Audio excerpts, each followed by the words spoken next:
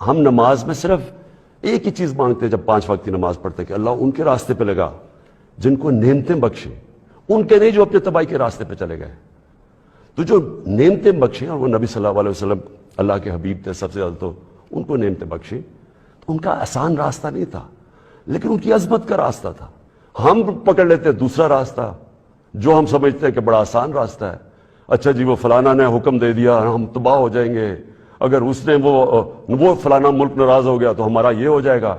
ہم رینگ رہے ہیں زمین کے اوپر. میں نے ہمیشہ ایک چیز کہی، نہ میں کبھی کسی کے سامنے جھکوں گا اور نہ اپنی قوم کو کسی کے سامنے جھکنے دوں گا. یعنی اپنی قوم کو کسی کی غلامی نہیں کرنے دوں گا. جب اقتدار مجھے ملا تو میں نے تب فیصلہ کیا کہ ہماری فورن پالیسی آزاد ہوگی. آزاد فورن پالیسی کا مطلب ہوتا ہے کہ وہ فورن پالیسی جو پاکستانیوں کے لیے ہوگی، ہمارے مفادات کے لیے ہوگی.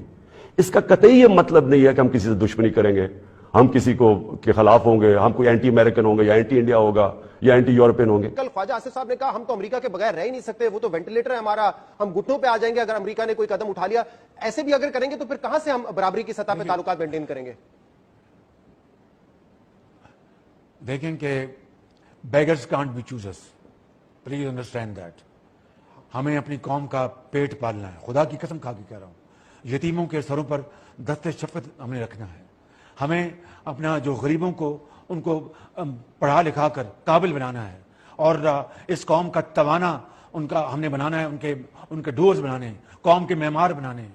ہم نے لاکھوں کروڑوں بچوں اور بچیوں کو اسکولوں اور کالجوں میں بھجوانا ہے. ہم نے ان کو we have to equip them with knowledge. ہم نے پاکستان کا جو ہم نے حلیہ بگاڑ دیا ہے اس کو ٹھیک کرنا ہے. تو لہٰذا ہمیں کسی سے جنگ نہیں کرنی، ہم نے کسی کے خلاف ہم نے اپنا نعرے نہیں لگانے. Who are we?